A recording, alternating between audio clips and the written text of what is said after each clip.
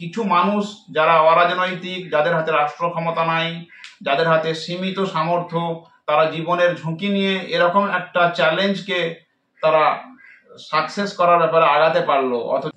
আসসালামু আলাইকুম সুপ্রিয় দর্শক এবং শ্রোতা মণ্ডলী, আশা করি সকলে ভালো আছেন। আমরা জানতে পারছি যে গ্লোবাল সমুদ্র ফ্লোটিলা, এটাকে নিয়ে এখন সারা বিশ্ব তোলপাড়।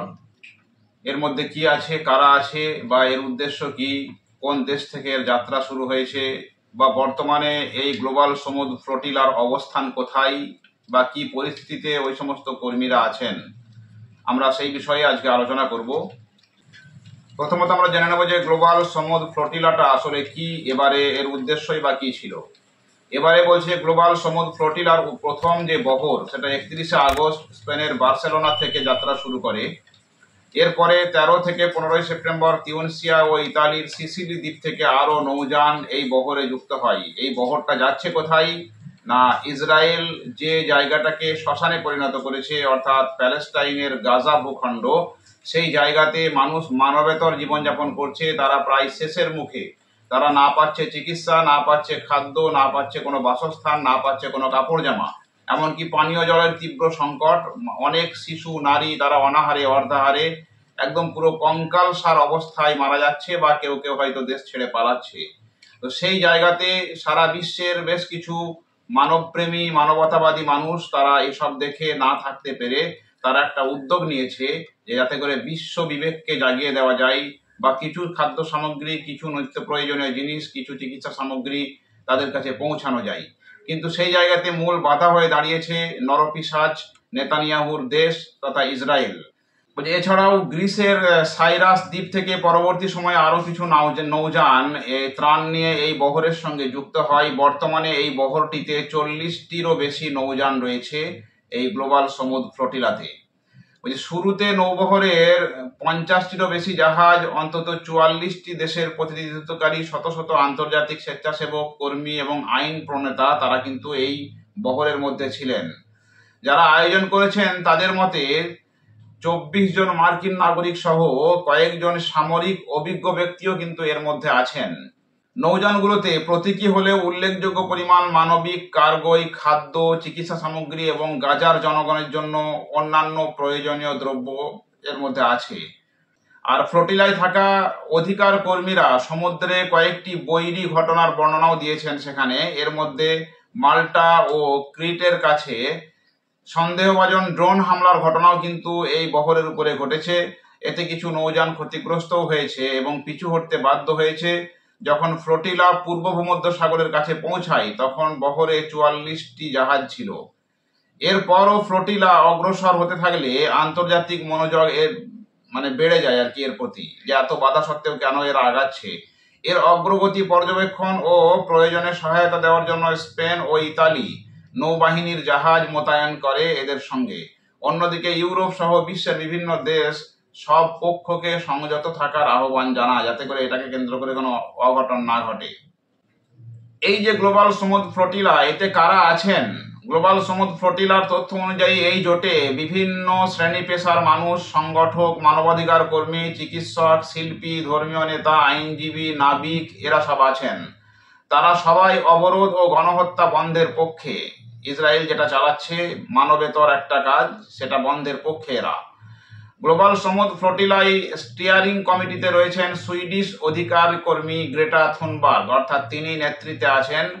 ইতিহাসবিদ ক্লিওনিক অ্যালেক্সোপুলা, মানবাধিকার কর্মী ইয়াসেমিন আকার, সামাজিক পরিবেশবাদী থিয়াগো আভিলা, রাজনৈতিক বিজ্ঞানী ও আইনজীবী মেলানি সাভেৎসার, সমাজবিজ্ঞানী ক্যারেন মাইনিহান, পদার্থবিদ মারিয়া এলেনা ডেলিয়া, ফিলিস্তিন কর্মী সাইফ আবু কেশেক, মানবতাবাদী মোহাম্মদ নাদির আল নুরি, অধিকার কর্মী মারওয়ান বেন গুয়েতাইয়া, অধিকার কর্মী ওয়াইল নাওয়ার, অধিকার কর্মী ও সমাজ গবেষক হাইফা মানসুরি এবং মানবাধিকার কর্মী তর্কিয়া চাইবি। এরা মূল ব্যক্তিত্ব। এদের নেতৃত্বে বাকি সবাই আছেন। তাদের সঙ্গে আছেন 5 শতাধিক মানুষ। এই সংগঠিত নৌবহরে তারা যাত্রা করছেন, তবে কয়েক হাজার মানুষ এই উদ্যোগে অংশ নেওয়ার জন্য নিবন্ধন করেছিলেন, কাটছাঁট করে নির্বাচিত করে এই 500 জন মানুষকে এখানে সুযোগ দেওয়া হয়েছে। জীবনের ঝুঁকি নিয়ে এরা কিন্তু আগাচ্ছে। এদের জীবন যে কোনো মুহূর্তে কিন্তু শেষ হয়ে যেতে পারে ইসরায়েলি হানাদার বাহিনীর আক্রমণে বা আমেরিকার চক্রান্তে। এখন আমাদের জানতে হবে ফ্লোটিলা কি, কেন সমুদ্র পথে এরা ত্রাণ পাঠাচ্ছে, এই বিষয়টা আমরা ক্লিয়ার করে নেব। ফ্লোটিলা হলো অসংখ্য নৌযানের বহর। এসব নৌযান সম্মিলিতভাবে সংগঠিত হয়ে সংকটাপন্ন অঞ্চলে খাদ্য, ওষুধ ও অন্যান্য জরুরি সামগ্রী পৌঁছে দেয়। এদের মিশনটাই হলো এটা। সাধারণত যখন কোনো অঞ্চলে বা দেশে আকাশপথ বা স্থলপথে সরবরাহের পথ বন্ধ হয়ে যায়, তখন এভাবে কিন্তু ফ্লোটিলার আয়োজন করা হয়। 2007 সাল থেকে ইসরায়েল গাজার আকাশসীমা ও সমুদ্র সীমা কঠোরভাবে নিয়ন্ত্রণ করছে, পণ্য ও মানুষের চলাচল সীমিত করেছে। এমনকি যুদ্ধের আগেও গাজায় কার্যকর কোনো বিমানবন্দর ছিল না, কারণ 2001 সালে চালু হওয়ার মাত্র 3 বছর পরে ইসরায়েল গাজা আন্তর্জাতিক বিমানবন্দরটি বোমার আঘাতে ধ্বংস করে দিয়েছে। মানবিক ও তৃণমূল পর্যায়ের ফ্লোটিলা সাধারণত আন্তর্জাতিক সংস্থাগুলোর অধীনে পরিচালিত হয়। ফ্লোটিলা নৌ আইনের মাধ্যমে নিয়ন্ত্রিত হয় আর কি। সমুদ্রপথে ত্রাণ পৌঁছে দিয়ে ফ্লোটিলা সরাসরি ইসরায়েলের অবরোধকে চ্যালেঞ্জ করতে চায় এবং তারা এই বার্তা দিতে চায় যে এই অবরোধ শেষ হতে হবে। 2010 সাল থেকে গাজার অবরোধ ভাঙতে একাধিক জাহাজ চেষ্টা করে যাচ্ছে। এর মধ্যে উল্লেখযোগ্য কয়েকটি ঘটনাও এখানে উল্লেখ করা প্রয়োজন। তার মধ্যে 2010 সালে মাভি মারমারা ঘটনা, এটি সবচেয়ে কুখ্যাত একটি ঘটনা ঘটেছে।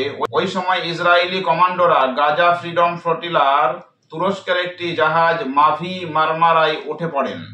এতে দুই পক্ষের সংঘর্ষ বাঁধলে 10 জন অধিকার কর্মী এখানে নিহত হন। একটু আগে বললাম যে এরা জীবনের ঝুঁকি নিয়ে কিন্তু এসছে সবাই। এই ঘটনা বিশ্বব্যাপী নিন্দা জানানো হয় এবং ইসরায়েল তুরস্ক সম্পর্কের একটা চরম অবনতি ঘটে। পরে আবার 2013 সালে ওই অভিযানে কার্যকর ভুল করার জন্য ক্ষমা চায় ইসরায়েল। ক্ষতিপূরণ 2011 থেকে 2018 ছোট ফ্লোটিলা আটক করে। 2011, 2015, 2018 সালে ছোট ছোট বেশ কয়েকটি ফ্লোটিলাকে আটক করে ইসরায়েল আশদোদ বন্দরে নিয়ে যায়। সেখানে কর্মীদের আটক করে রাখে এবং কার্গো বাজেয়াপ্ত করে। 2018 সালে কর্মীদের গ্রেপ্তার করা হয় এবং সে সময়ে গ্রেপ্তার অনেক কর্মী নির্যাতনের অভিযোগ তুলেছিলেন। 2024 সালে ফ্লোটিলাকেও আটক করে। 2024 সালে ইসরায়েল বিদেশি বন্দর থেকে যাত্রা শুরুর আগে বেশ কিছু ফ্লোটিলার যাত্রা থামিয়ে দেয়। এছাড়া কিছু ফ্লোটিলা গাজা পৌঁছানোর আগে আটক করে। আর 2025 সালে একাধিক ফ্লোটিলা অভিযান গাজা নৌ অবরোধকে চ্যালেঞ্জ জানাতে কয়েকটি ফ্লোটিলা সমুদ্র যাত্রা শুরু করে। গত জুন মাসে সিসিলির কাতানিয়া থেকে গাজার দিকে ত্রাণ নিয়ে যাওয়া একটি নৌযান আটক করে ইসরায়েলি সেনারা। গাজা থেকে প্রায় 185 কিলোমিটার দূরে আন্তর্জাতিক জলসীমায় ম্যাডলিন নামে নৌযানটি আটক করা হয়। সে সময় রাসায়নিক স্প্রে ব্যবহারের অভিযোগ ওঠে ইসরায়েলের বিরুদ্ধে। তো ওই নৌযানে গেটা থুনবার্গ সহ 12 অধিকার কর্মী ছিলেন, 12 জন আর কি। পরে প্রক্রিয়া শেষে তাদের সেই দেশ থেকে বহিষ্কার করা হয়। পরে জুলাই মাসে নৌযান হান্দালাকে আটক করে নিয়ে যাওয়া হয়। ইসরায়েলের এসব পদক্ষেপ সে সময় ব্যাপক সমালোচনার মুখে পড়ে। এটা গেল আমাদের বিগত দিনে ফ্লোটিলা নিয়ে কি কি কাণ্ড ঘটেছে সেই বিষয়টা এবং কোন কোন দেশ অংশগ্রহণ করেছে সেগুলো নিয়ে। তো এই মুহূর্তে যে গ্রেটা থুনবার্গের নেতৃত্বে 500 জন অভিযাত্রী তারা যে গ্লোবাল সমুদ্র ফ্লোটিলা নিয়ে যাচ্ছিলেন তার আপডেট কি সেটা আমরা এখন জেনে নেব। গ্রেটা থুনবার্গের নেতৃত্বে যে 500 জন প্রতিনিধি দল যারা যাচ্ছে তারা কিন্তু ভীষণভাবে একদম দৃঢ় মানসিকতা নিয়ে আগাচ্ছে, কারণ এই নামটার সঙ্গেই একটা এর সাযুজ্য আছে। আমরা জানি যে এর নাম দেওয়া হয়েছে সমুদ। সমুদ একটি আরবি শব্দ যার অর্থ হচ্ছে অবিচল বা দৃঢ়তা, অর্থাৎ এই মানুষগুলো অবিচল থাকার মতো মানসিকতা রাখে বলেই তারা কিন্তু এই জায়গাতে এসেছে। নামের সঙ্গে তাদের চরিত্রের একটা বড় মিল পাওয়া যাচ্ছে। গাজা থেকে 130 কিলোমিটার দূরে ভূমধ্যসাগরে থাকা অবস্থায় প্রথমে বুধবার রাতে অন্তত 8টি নৌকা থামিয়ে দেয় ইসরায়েলি বাহিনী। নৌযানগুলো থেকে বেশ কয়েকজন অধিকার কর্মীকে আটক করে নিয়ে যায় ইসরায়েলি সেনারা। তাদের মধ্যে সুইডিশ অধিকার কর্মী অর্থাৎ যিনি লিডার গ্রেটা থুনবার্গ রয়েছেন। ইসরায়েল আগেই জানিয়েছিল যে গাজার উদ্দেশ্যে যাওয়া কোনো নৌযানকে থামাতে যা করা দরকার তারা তাই করবে। তাদের দাবি আইনসম্মত নৌ অবরোধ ভাঙার চেষ্টা আন্তর্জাতিক আইনের সঙ্গে সাংঘর্ষিক। 2007 সালে হামাস গাজায় দখল করার পর থেকে সেখানে ইসরায়েলি অবরোধ চলছে। তখন থেকেই গাজার মানুষ কার্যত আটকে রয়েছেন 2007 সাল থেকে। আর 2023 সালে 7ই অক্টোবর থেকে গাজায় নির্বিচারে হামলা চালিয়ে যাচ্ছে ইসরায়েল। বিগত প্রায় 2 বছরে ইসরায়েলের নৃশংস হামলায় 66,000-এরও বেশি ফিলিস্তিনি তারা নিহত হয়েছেন। হত্যাযজ্ঞের পাশাপাশি গাজা অবরোধ করে উপত্যকাটিতে তীব্র খাদ্য সংকট কিন্তু তারা সৃষ্টি করেছে। এতে অনাহারে অর্ধাহারে থাকতে হচ্ছে গাজাবাসীদের। তারা অনেকে এভাবে মৃত্যুবরণ করছে, মৃত্যুর কোলে তারা ঢলে পড়ছে।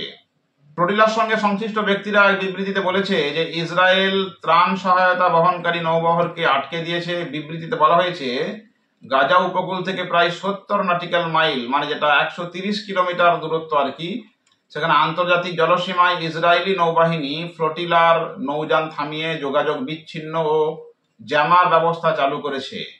অন্তত 13টি নৌযান ইসরায়েলি বাহিনী তারা আটকে দিয়েছে।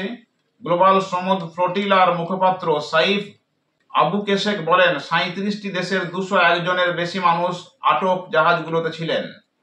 এর মধ্যে স্পেনের 30 জন, ইতালির 22 জন, তুরস্কের 21 জন এবং মালয়েশিয়ার 12 জন ছিলেন।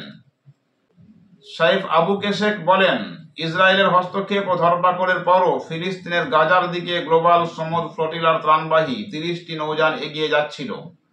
তারা সেখানে পৌঁছানোর ব্যাপারে দৃঢ় প্রতিজ্ঞ। ফ্লোটিলার আয়োজকরা বলেছেন সেগুলো উপত্যকাটি থেকে 85 কিলোমিটার দূরে আছে। যাত্রাপথে কোনো বাধা না পেলে নৌবহরটি স্থানীয় সময় বৃহস্পতিবার সকালে গাজায় পৌঁছে যাওয়ার কথা। ফ্লোটিলার এক বিবৃতিতে বলা হয়েছে যে বুধবার অর্থাৎ স্থানীয় সময় রাত প্রায় 8:30টার দিকে ইসরায়েলি বাহিনী গ্লোবাল আন্তর্জাতিক জলসীমায় সমুদ্র ফ্লোটিলার একাধিক নৌযান, বিশেষ করে আলমা, সুরিয়াস ও আদারা আটক করে অবৈধভাবে উঠে পড়ে। নৌযানগুলোর যোগাযোগ ব্যবস্থা বিচ্ছিন্ন করে দেয়।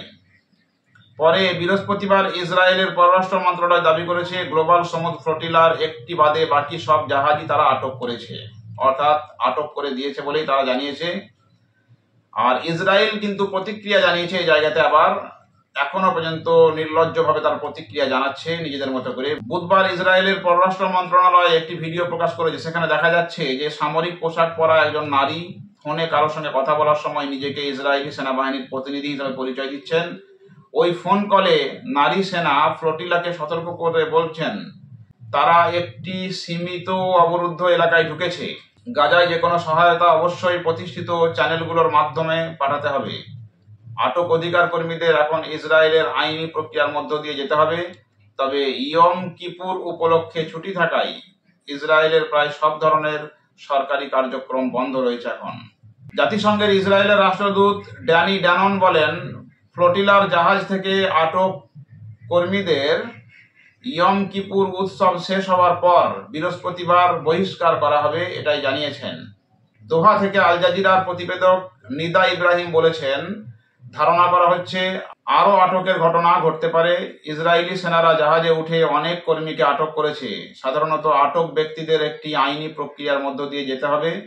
তবে বর্তমানে ইয়ম কিপুরের কারণে ইসরায়েলের আদালত ও কারাগারগুলো প্রায় বন্ধ আছে। এ কারণে আটক কর্মীরা আপাতত অনিশ্চয়তায় আছেন। আর ইসরায়েলের পররাষ্ট্র মন্ত্রণালয় থেকে প্রকাশিত এক ভিডিওতে দেখা যাচ্ছে যে সুইডিশ জলবায়ু আন্দোলন কর্মী গেটা থুনবার্গ জাহাজের ডেকে বসে আছেন, সেনারা তাকে ঘিরে আছেন। পরে সামাজিক যোগাযোগ মাধ্যম এক্স ইসরায়েলের পররাষ্ট্র মন্ত্রণালয় থেকে বলা হয়েছে যে হামদ ফ্লোটিলার কয়েকটি নৌযান নিরাপদে থামিয়ে দেওয়া হয়েছে। সেগুলোর আরোহীদের ইসরায়েলের একটি বন্দরে নেওয়া হচ্ছে। গেটা ও তার বন্ধুরা নিরাপদে ও সুস্থ আছেন। ইসরায়েলের দাবি তারা অস্ত্র পাচার ঠেকাতে 2009 সাল থেকে নৌ অবরোধ চালু রেখেছে। এছাড়া ফ্লোটিলা নৌবহরের ফিলিস্তিনি সংগঠন হামাসের সঙ্গে সম্পর্ক রয়েছে বলে শুরু থেকেই তারা দাবি করে আসছে। তবে এর পক্ষে তারা কোনো প্রমাণ দিতে পারেনি। তো সমুদ্র ফ্লোটিলার বিষয়ে আমরা জানলাম, আটক করে দিয়েছে পুরোটাকে। একটি জাহাজ শুধুমাত্র পার হতে পেরেছে এবং একটি জাহাজ যখন পার হচ্ছে বা যখন গ্লোবাল সমুদ্র ফ্লোটিলার জাহাজগুলো আসছে, আমরা সোশ্যাল মিডিয়াতে বিভিন্ন জায়গাতে ভিডিও দেখতে পাচ্ছি যে ওই ক্ষুধার্ত অসহায় মানুষগুলো, তাদের আনন্দের কোনো সীমা নাই। তারা ভাবছে হয়তো এবার এসে পৌঁছাবে, একটা উচ্ছ্বাস দেখা যাচ্ছে। কিন্তু সেই উচ্ছ্বাসে পানি ঢেলে দিয়েছে নরপিশাচ ইসরায়েল। আর সেই সঙ্গে সারা বিশ্বের যে সমস্ত তাবর তাবর নেতা আছেন তারা কিন্তু মুখে কুরুপ এঁটেছেন বা তারা এক কথায় নির্লিপ্তভাবে বসে আছেন। কিছু মানুষ যারা অরাজনৈতিক, যাদের হাতে রাষ্ট্র ক্ষমতা নাই, যাদের হাতে সীমিত সামর্থ্য, তারা জীবনের ঝুঁকি নিয়ে এরকম একটা চ্যালেঞ্জকে তারা সাকসেস করার ব্যাপারে আগাতে পারলো, অথচ রাষ্ট্রনায়করা তারা এত ক্ষমতার অধিকারী হয়েও অসহায় গাজাবাসী নির্বিচারে যারা মার খাচ্ছে তাদের পাশে কিন্তু দাঁড়াতে পারলো না। এটা বড়ই লজ্জাজনক বিষয়। এই লজ্জার অবসান কবে ঘটবে সেটাই আমরা এখন দেখার অপেক্ষায় রইলাম। গ্লোবাল সমুদ ফ্লোটিলা নিয়ে আমাদের আপডেট আজকের এ পর্যন্তই। পরে আবার আপডেট পেলে আমরা আপনাদের সঙ্গে শেয়ার করব। সকলে ভালো থাকবেন, সুস্থ থাকবেন। আসসালামু আলাইকুম।